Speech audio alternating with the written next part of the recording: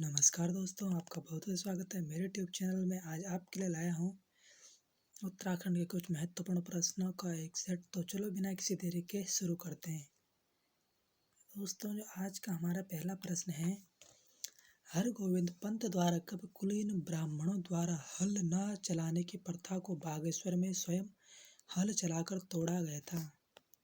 दोस्तों, जो आपका जो पहला प्रश्न का जो राइट आंसर हो जाएगा 1928 में। दूसरा प्रश्न है, श्रीदेव सुमन का साहित्यिक उपनाम क्या था? तो दोस्तों, जो श्रीदेव सुमन था उनका साहित्यिक जो उपनाम था वो था सुमन सौरभ। तीसरा प्रश्न है दोस्तों यहाँ पर, चाहे दुनिया पलट जाए पर हिंदुस्तान नहीं पलट सकता, किसने कहा था? तो दोस्तों, ये कथन था जो यह आपका था, तीसरे का जो आंसर होगा ऑप्शन नंबर है हरगोविंद पंत का। अगला प्रश्न है, किसने यूरोपियन मिसलेनी लेखों का संग्रह पुस्तक लिखी है? दोस्तों, जो आपका चौथा प्रश्न है इसका राइट आंसर हो जाएगा एन.डी. तिवारी। अगला प्रश्न है, विक्टर मोहन जोशी द्वारा किसे जननायक की उपाधि दी थी? दोस्तों, जो जननायक की उपाधि दी गई थी पांचवें को हो जाएगा option number D, Hargovind Pant. अगला प्रश्न है, जेम्स एडवर्ड कॉर्बेट की आत्मकथा कौन सी पुस्तक है? दोस्तों, जेम्स एडवर्ड की आत्मकथा पुस्तक है, उससे आपका पांचवे का हो जाएगा D, man eater of Kumaon. अगला प्रश्न है, माझी द माउंटेन मैन से किसकी तुलना की जाती है? तो दोस्तों, ये की जाती है आपके option number D, Mahadev Singh Bhandari की। बढ़ते हैं अगले प्रश्न की तरफ। तो अगला प्रश्न है, किस आंदोलन की तर्ज पर दक्षिण भारत में अपी आंदोलन चला था? तो दोस्तों, ये था जो आपका नौवे का डी हो जाएगा, चिपको आंदोलन। दोस्तों, थोड़ा छोटा कर देता हूँ मैं, तो प्रश्न पूरा दिखाई देगा।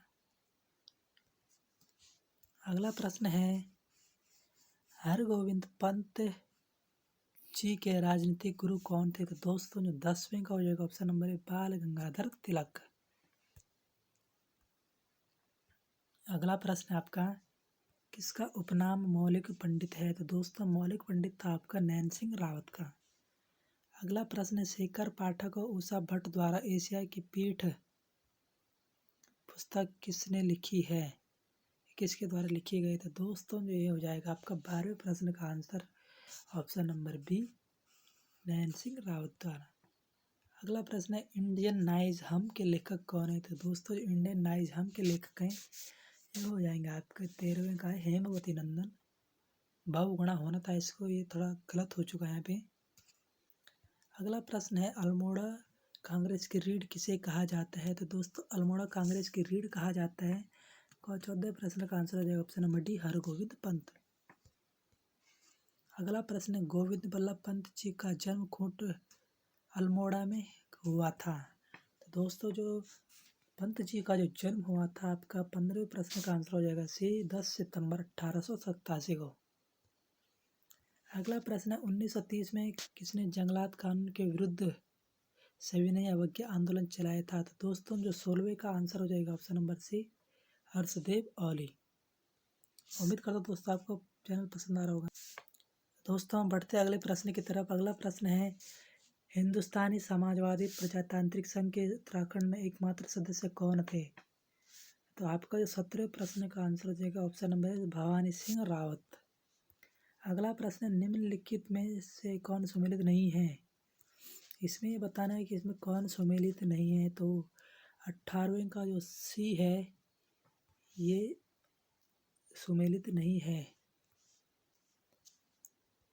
अगला प्रश्न है, निम्नलिखित में कौन सा सम्मिलित नहीं है? 19वां प्रश्न भी वही है, देखते हैं इसमें। ऑप्शन 19वें का बी, तात धनानंद के लेखक तोता कृष्ण गैरोला नहीं है, बाकी सब सही है। अगला प्रश्न है, माफ कीजिए, अगला प्रश्न है, international biographical centre Cambridge England द्वारा प्रोफेसर डी.डी. शर्मा को कब किस वर्ष अंतर्राष्ट्रीय व्यक्ति घोषित किया गया? तो डी पंत जी को जो अंतर्राष्ट्रीय व्यक्ति घोषित किया गया था 20वें का हो जाएगा आपका ऑप्शन नंबर डी 1997-98 में। अगला प्रश्न है 1956 में कोटद्वार सत्यपथ नामक साप्ताहिक पत्र का प्रकाशन किसने शुरू किया? तो दोस्तों जो सत्यपथ जो साप्ताहिक पत्र था इसका जो आंसर हो जाएगा ऑप्शन नंबर बी ललिता प्रसाद नैथानी। अगला प्रश्न है परवल कविता संग्रह किसका है? तो दोस्तों जो परवल कविता संग्रह है 22वें का हो जाएगा आपका ऑप्शन नंबर ए राजेंद्र धसमाणा का। अगला प्रश्न है अंगारा और रैबार पत्रिकाएं किसकी है? दोस्तों अंगारा और रैबार पत्रिकाएं हो जाएंगे आपका 23वें का भी गोविंद चातक का।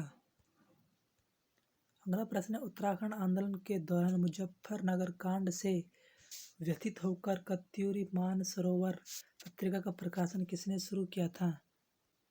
दोस्तों जो आपका 24वां प्रश्न है इसका आंसर जो ऑप्शन नंबर ए बलवंत बनराल। दोस्तों आपको पता होना चाहिए मुजफ्फरनगर कांड कब हुआ था? ये हुआ था 2 अक्टूबर 1994 को।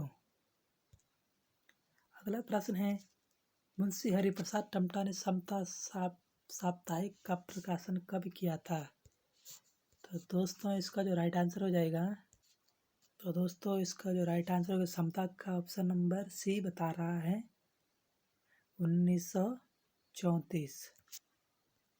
अगला प्रश्न नशे पर आधारित शोधपरक पुस्तक जिंदगी जरूरी है किसने लिखी है या किसकी है? तो 26वें प्रश्न का आंसर हो जाएगा ऑप्शन नंबर डी पीताम्बरदत्त अवस्थी। अगला प्रश्न है कल्याण सिंह रावत द्वारा हिमालयन वन्य जीव संस्थान की स्थापना कब की गई थी? तो दोस्तों जो आपका कल्याण सिंह रावत द्वारा जो हिमालयन वन्य जीव संस्थान की स्थापना की गई थी आपका 27वें का जो ऑप्शन नंबर बी 1974 में। 1964 में दसौली ग्राम स्वराज मंडल की स्थापना किसके द्वारा की गई थी? तो दोस्तों जो 28वें का जो आंसर है option number D Chandi Prasad Bhatt द्वारा। अगला प्रश्न है मानव उत्थान सेवा समिति के संस्थापक कौन थे? दोस्तों जो 29वें प्रश्न का जो आपका आंसर हो जाएगा option number A Satpal Maharaj. अगला प्रश्न है रणवीर सिंह बिष्ट को पद्मश्री कब मिला था? दोस्तों जो रणवीर सिंह बिष्ट को जो पद्मश्री मिला था ऑप्शन नंबर बी आपका 30वें का बी हो जाएगा 1991 में। अगला प्रश्न है नाद नंदिनी के लेखक कौन है? बहुत ही बढ़िया प्रश्न है। दोस्तों जो नाद नंदिनी के लेखक हैं आपका 31वें प्रश्न को हो जाएगा ऑप्शन नंबर सी केशव दास अनुरागी। अगला प्रश्न है यशोधर मठपाल द्वारा नैनीताल के भीमताल में लोक संस्कृति संग्रहालय की स्थापना कब की गई थी? तो दोस्तों जो की गई थी आपका हो जाएगा 32वें का डी 1983 में। अगला प्रश्न है उत्तराखंड में ढोल सागर के एकमात्र ज्ञाता कौन है? तो दोस्तों जो ढोल सागर के एकमात्र ज्ञाता है वे उत्तम दास। इनको राष्ट्रपति सम्मान भी मिल चुका है। अगला प्रश्न है कृषि से DPhil की डिग्री प्राप्त करने वाले देश के प्रथम शोध छात्र कौन है? तो 34वें प्रश्न का ऑप्शन नंबर डी ब्रिजानंदन गिल्डियाल। अगला प्रश्न है सर रोनाल्ड रॉस जी को नोबेल पुरस्कार से कब सम्मानित किया गया? तो दोस्तों इसका जो राइट आंसर हो जाएगा 35वें का ऑप्शन नंबर सी 1902 में। अगला प्रश्न है Nainital the land of would trumpet and song किसकी रचना है? दोस्तों ये रचना हो जाएगी आपके 37 का ए बता रहे हैं तो उत्तम दास। अगला प्रश्न है बैरिस्टर मुकंदीलाल द्वारा गढ़वाल पेंटिंग्स कब प्रकाशित की गई थी? दोस्तों मुकंदीलाल द्वारा जो गढ़वाल पेंटिंग्स जो प्रकाशित की गई थी 37वें का हो जाएगा 1969 में। अगला प्रश्न है श्रीदेव सुमन द्वारा टिहरी राज्य प्रजामंडल की स्थापना देहरादून में कब की गई थी? दोस्तों जो ये की गई थी आपकी ऑप्शन नंबर 38वें का हो जाएगा डी 23 जनवरी 1939 को। अगला प्रश्न, श्रीदेव सुमन ने अपना पहला आमरण अनशन कब प्रारंभ किया था? तो दोस्तों ये जो किया था उन्होंने, ऑप्शन नंबर हो जाएगा 39वें का आपका बी 3 मई 1944 को। आज का हमारा अंतिम प्रश्न है, किसने अपने नाम के आगे से जातिवाचक शब्द भी हटा दिया था? दोस्तों ये थे आपके ऑप्शन नंबर भक्त दर्शन, 40वें का ए। उम्मीद करता हूँ दोस्तों आपको वीडियो पसंद आया तो चैनल को लाइक करना, शेयर करना और बहुत से ज़्यादा को शेयर करना। धन्यवाद।